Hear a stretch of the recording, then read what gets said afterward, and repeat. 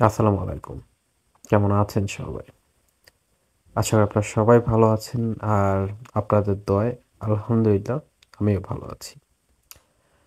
আজকে বেসিক্যালি একদম ভোরে এয়ারপোর্টে আসছিলাম একটা কাজে। আসার ভিডিওটা আর করিনি কারণ ফ্যামিলি ছিল। সো যেতে, যেতে ভিডিও করছি। এখন কিন্তু শীত খুব একটা শুরু হয়নি। বাট স্টিল দেখেন কুয়াশায় কিন্তু খুব বেশি দূরে দেখা যায় না।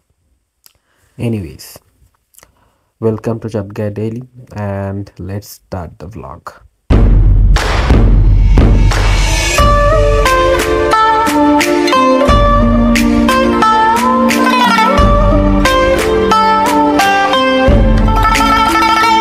আচ্ছা, আজকে একটা স্পেশাল ডে এই কারণ আমার ইউএস এমবেসির যে ইন্টারভিউয়ের ডেটটা ওইটা আমি ইমার্জেন্সি রিকোয়েস্ট করে অনেক আগেই নিয়ে আসছি।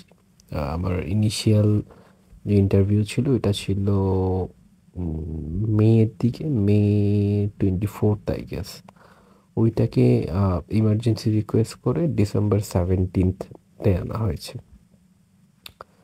সো এখন হাতে খুব একটা সময় নাই কারণ জানি না দিবে নাকি দিবে না, এটা তো কমপ্লিটলি ওনাদের ব্যাপার। বাট চেষ্টা করতে তো কোনো প্রবলেম নেই। অলদো ইলেকশনের আগে একটু হেক্টিক হয়ে যায় সব কিছু।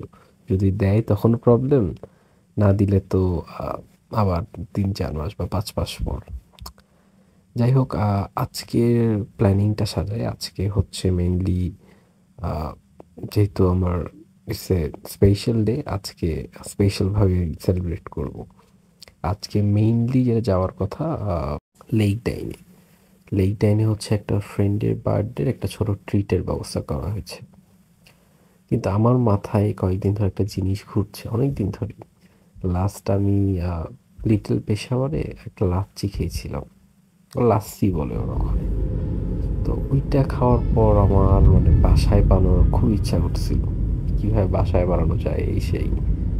তো আজকে প্ল্যান করলাম যে এনায়েত বাজারে একটা পুরানো হিন্দুদের দইয়ের দইয়ের দোকান আছে, টক দই, তারপর মাঠা, বাটার ব্রেড। তো ওখান থেকে দই নিয়ে আসবো চিন্তা করছি। দই এনে দেন একটু বাসায় বানানোর ট্রাই করব। যাক, এই চিন্তা করতে করতে অলমোস্ট কাছাকাছি চলে আসছি।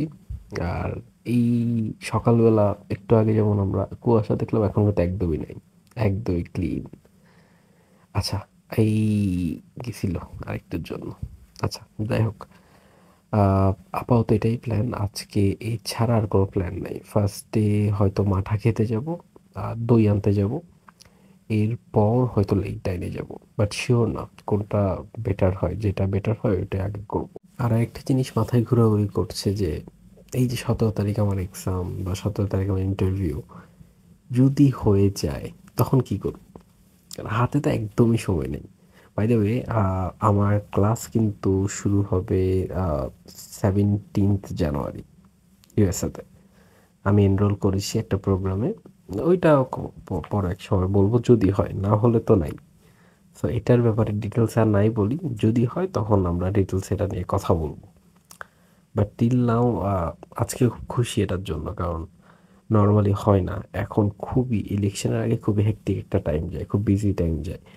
এই টাইমে ইমার্জেন্সি রিকোয়েস্ট অ্যাকসেপ্ট করাটাই একটা মিরাকল।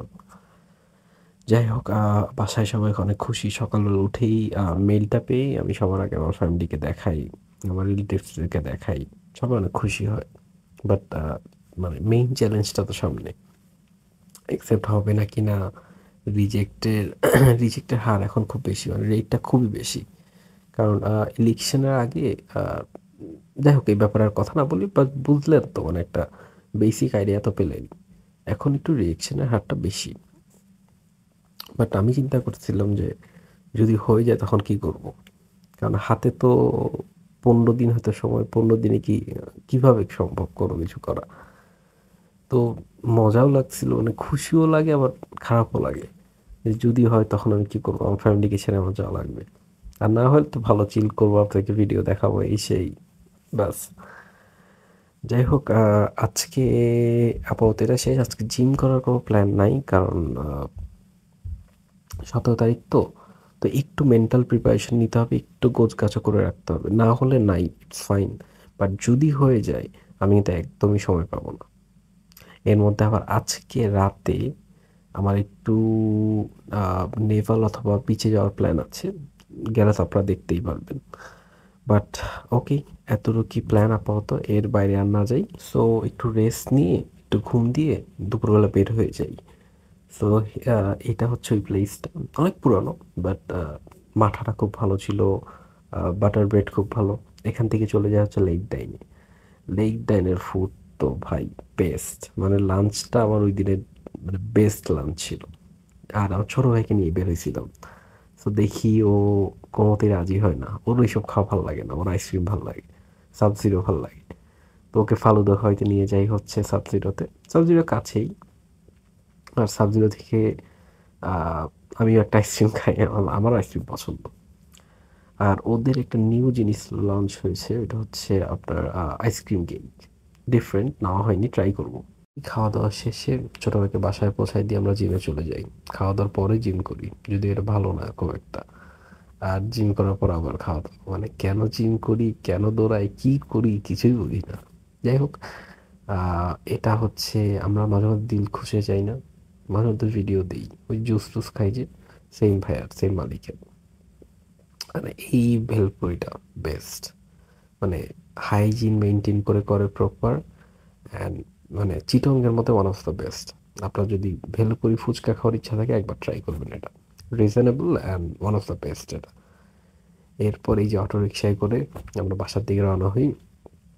আর বাসায় যাওয়ার সময় মানে গল্প করছিলাম, চেক লিস্ট করে করে যে কি কি কিনা যায়, ওখানে কি কি প্রাইস বেশি। মানে যা এখনো মাত্র ইন্টারভিউ সামনে, এর মধ্যেই মানে যাওয়ার এত ইচ্ছা আমার, কি যে অবস্থা। এর মধ্যে আমরা মানে শর্ট লিস্ট করতেছিলাম যে কি কি করব, কি কি নিব। যাই হোক, আরেকটা জিনিস, এটা আমি ডিটেল ভিডিওতে বলবো। আমার নিজেরও ইচ্ছা আছে যে ইন্টারভিউ নিয়ে কিছু কথা বলার, বলবো আমি সামনে। এনিওয়েজ, কক্সবাজারের ফিল নিতে নিতে বাসার দিকে চলে যাই। নর্মালি এই অটোরিকশাগুলোতে কক্সবাজারই চলা হয় বেশি। যাই হোক, আমাকে জানাবেন ভিডিওটা আপনারা কেমন লাগলো, ভিডিওতে কোনো সাজেশন থাকলে জানাবেন। আর একটা রিকোয়েস্ট, সবসময় তো করি না, একটা রিকোয়েস্ট করি যে হোয়াট এভার হ্যাপেন্স, আপনার ভালো লাগুক খারাপ লাগুক, আপনার সাবস্ক্রাইব একটু করবেন, একটু লাইক দিবেন, যার কারণে আমরা নেক্সট যে ভিডিওগুলো এটা করতে ইন্সপায়ার হই। আর সামনে কি হয় না হয় সবই জানাবো আপনাদেরকে। টিল দেন, আল্লাহ হাফেজ, টাটা, গুড বাই।